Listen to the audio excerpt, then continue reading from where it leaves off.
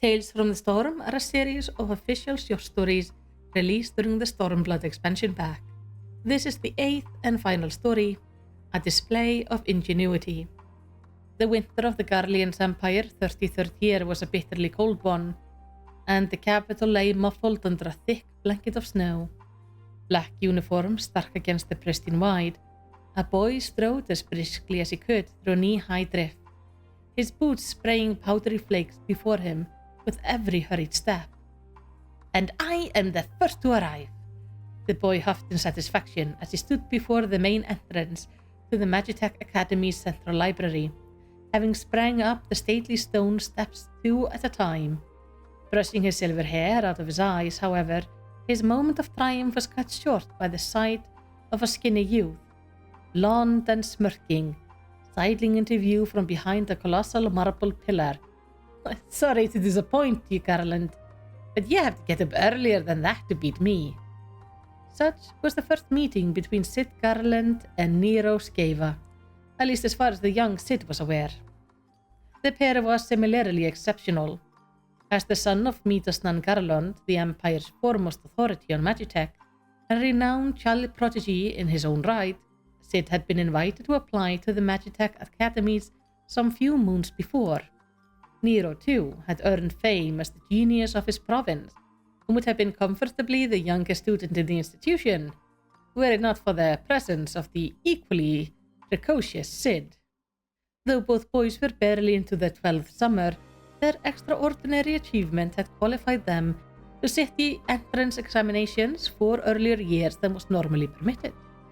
Accustomed to always being top of the class back home, Nero was amused to find that the only other boy his age was held in high esteem. His therefore unsurpassed brilliance had secured him a patron and a passage to the capital, and when he finally laid eyes upon this silver-haired rival during the academy entrance ceremony, he had vowed to outdo him in every conceivable manner. "Do I know you?" Sid snapped in irritation. Gifted though he was no less a 12-year-old boy, and this brass youth who had addressed him with a scorn had immediately raised his hackles. "You should, but I don't suppose you have any time for peasants from the provinces," Nero shot back. "The name's Sceva, Nero Sceva. I'm the one who's going to upstage you at the expedition by taking home first prize." The Imperial Youth Magitech Expedition was a showcase for aspiring engineers from across the Empire to submit their Magitech creation for expert appraisal. Sid had entered an invention a year before joining the Academy, going on to become the youngest ever participant to win the event's highest honor.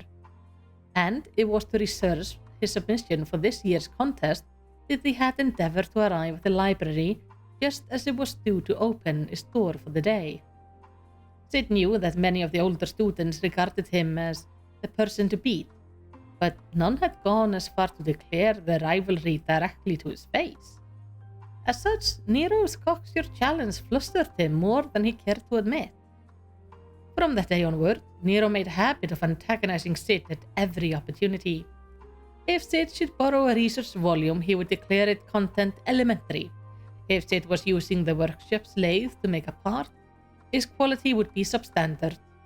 Even the selection Sid made at lunch hall did not escape judgment, invariably befitting the palate of an infant. "Damn you, Nero," Sid fumed to himself as he worked to assemble the delicate pieces of his submission.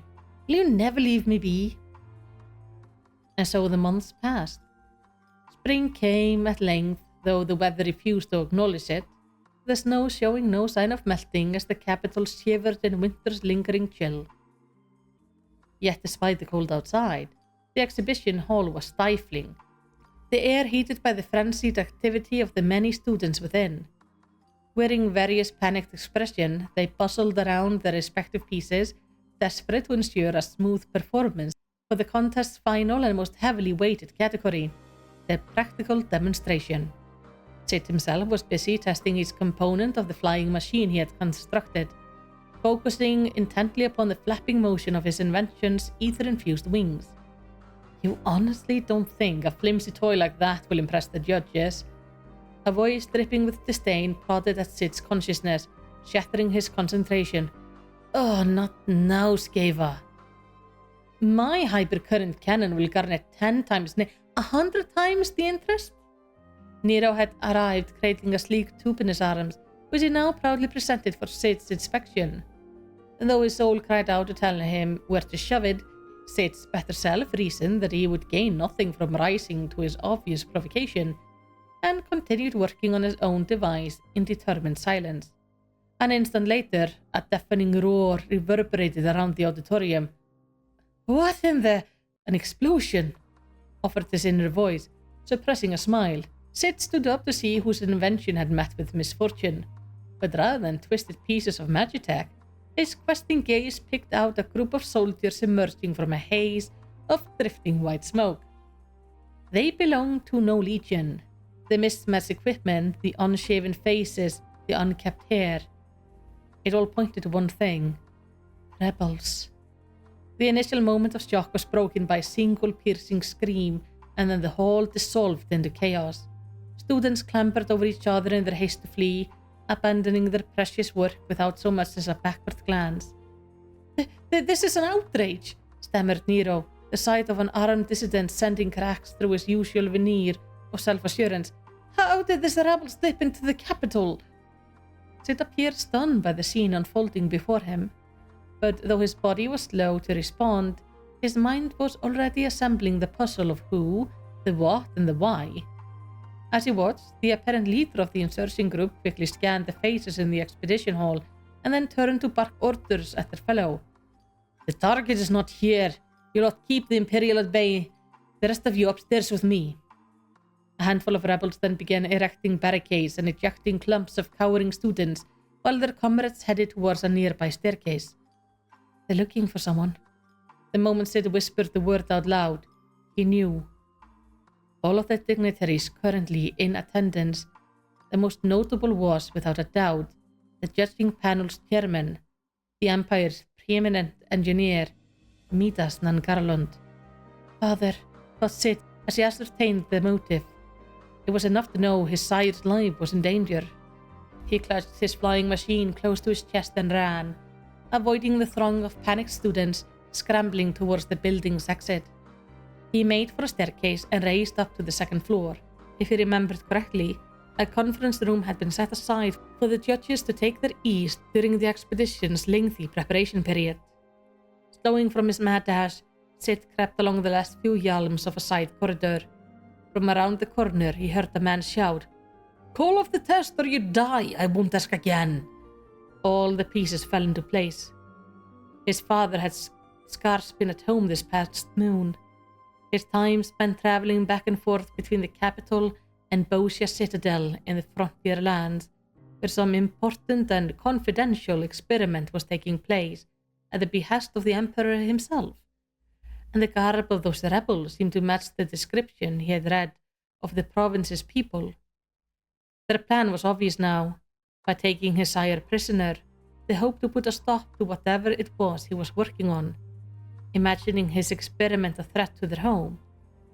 The military would be reluctant to endanger the father of Magitech, and thus they need not fear any heavily armed reprisal in the short term at least.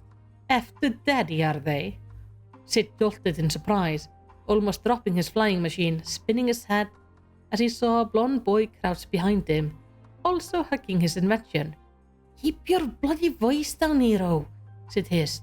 "Why in the seven hells do you follow me?" "Couldn't let you run off and get killed," Nero explained with forced nonchalance. "You wouldn't be there to see me win the contest." "The contest?" Sid spat, barely stifling a shout. "Is that all you can think about?" "Only until I've won it," came the reply. "And while I'm certain my cannon will take first prize, I will be a hollow victory without your submission sitting there below it on the podium." Insane, Sid closed his eyes and took a deep breath. But in that moment, an idea came to him. His eyes snapped open and flicked between the Magitech device that both still held in vice-like grips. If you're so keen to have our entries judged," he whispered, fixing Nero with a stare, "help me save the judges." Thus began an unprecedented collaboration between the two young prodigies. Concealing themselves within the sanitation closet, They proceeded to strip down their hypercurrent cannon and attach it to the flying machine, all without a word of disagreement passing their lips. The result was a rudimentary combat drone. "We've created an airborne magic turret," Nero crowed in delight, ignoring his "We've created an airborne magic turret," Nero crowed in delight. Ignoring his companion's enthusiasm, Sid fiddled with his half of the control module they had pieced together from the leftover part. The compact cerulean engine snorted comically as it whirred to life, but despite the additional weight, the newly built turret lifted smoothly off the floor, its ether wings beating slow and steady. "Right." Sid looked up, satisfied that the device was operational. "I'll do the flying, you do the firing." "As you command, Master Garland." Nero threw wide the closet door and Sid sent the drone hurling down the hallway at the maximum speed. Once around the corner, a crackling burst from the cannon struck the rebel standing guard.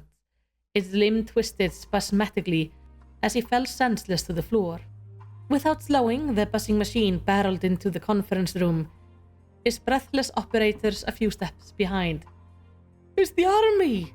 The Bosians scrambled to bring their weapons to bear, their leader stepping forward to answer the sudden intrusion. "Stop right there," he demanded. "We have a host!" And there his words devolved into an agonized scream as a bolt of energy struck him squarely in the chest. "Enjoy the demonstration!" Nero jabbed at the firing button with fiendish glee, and arcs of crackling lightning filled the room. A short while later, the Imperial Guard arrived at the auditorium. The Emperor's finest duly cut through the defenders downstairs and stormed the upper floor, only to be greeted by the sight of a heap of unconscious insurgents and a glassy-eyed Midas and Garland, all victims of Nero's indiscriminate display. Once every trace of the incident had been swept away, and the affected parties afforded sufficient time to recover, the interrupted expedition held its award ceremony.